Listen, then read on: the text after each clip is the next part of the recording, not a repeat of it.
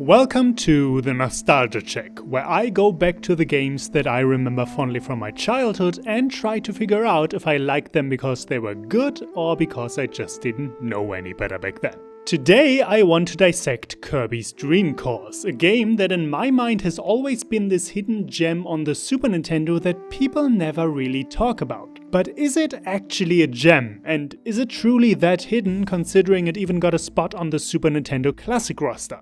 Well, I decided it was time to dive in and find out.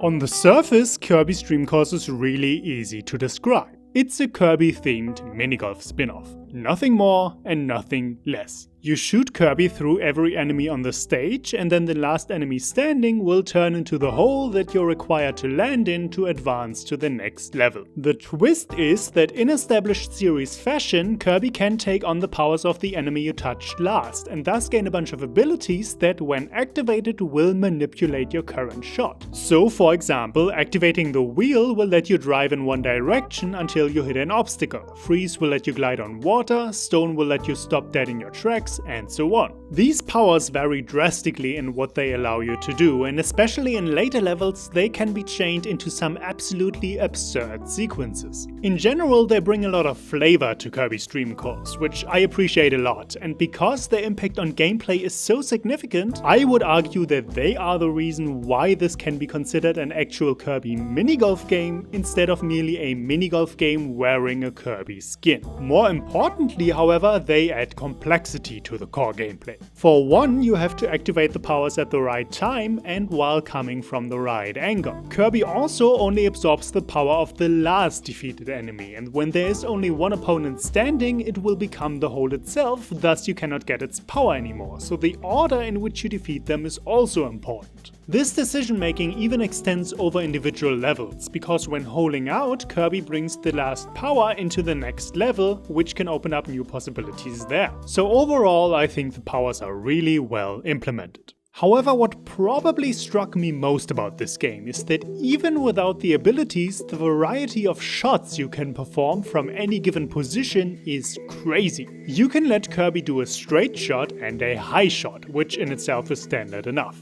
You can also, however, do a curved shot at varying degrees to the left and the right. On a high ball, you can also give your shot a forward and a backspin. The forward spin will speed Kirby up and flatten the bounce, while the backspin will hit the brakes and, if strong enough, even turn Kirby's flight arc around upon landing. And as if that ain't enough, you can even combine the forward and the backspin with the left and right curving to let Kirby jump into basically whatever direction you need upon touching the ground. You can even hit A to bounce off obstacles harder, or hold down A to slightly speed up your rolling, which I only found out by looking into the manual, and isn't that an extremely retro game thing to do? Now combine that kind of freedom to make your shot with all the stage hazards that can alter your momentum, such as arrow pads, bounce pads, slopes, water, sandbanks, and so on. Then put Kirby's abilities on top, which will give you speed boosts, slow your falling speed, stop you dead in your tracks, let you jump a second time, etc., and you have a fully fledged physics engine on your hands that, as far as I'm concerned, works exactly as it should in just about any given situation. I mean, sure, the tornado ability doesn't like behaving pretty often, and it felt kinda unfair how many times my shots would jump over the hole because they were slightly too strong. However, we're talking about a game from 1994 on one of the earliest mass-market consoles here. A game from the 4th generation that realistically alters the speed and bouncing of a moving object in real time with a multitude of influencing factors. The first time that I personally can even remember getting my mind blown by a functioning physics engine was Max Payne 2, which came out almost 10 years later. I'm no game historian, but I looked up a couple videos about golf games on the Super Nintendo system, and from what I can tell, none of them even come close to what Kirby's Dream Course does. So that is pretty fucking wild, and I never realized this back when I played this as a kid.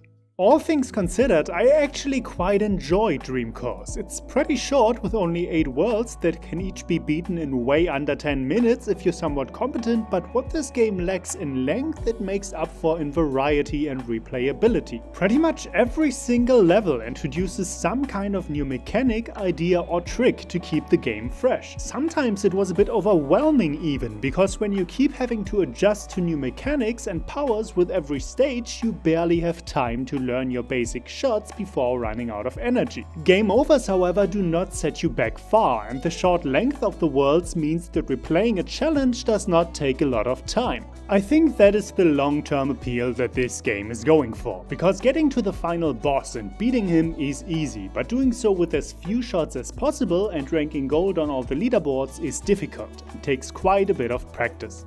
The one question that remains is, should Kirby's Dream Course be brought back? And I think the answer is yeah, which I don't say lightly because I really can't stand modern remakes, but I believe that this concept definitely has a solid core and would profit from not being chained to the limitations of the Super Nintendo system. I can think of quite a few ways with which this game idea could be expanded. You could increase the size of the individual levels, for example. Maybe a level in Kirby's Dream Course doesn't need to be a simple kill all the enemies and then hole out. Maybe it could instead be filled with multiple objectives scattered across the map, Tony Hawk style, and your goal is to fulfill all of them with as few shots as possible. Maybe instead of just holding one power at a time, you can have access to a loadout of 2 or 3 or 4 and you get to chain all of them together to keep moving for longer. Maybe there could be collectible money lying around that, if you shoot well, you could collect while aiming for the objectives. Maybe there then could also be some kind of purchasing screen in between levels where you can buy new powers and alter your loadout in preparation for the level you're about to enter. I know that would break with the established Kirby rule of touching one enemy to gain their one power, but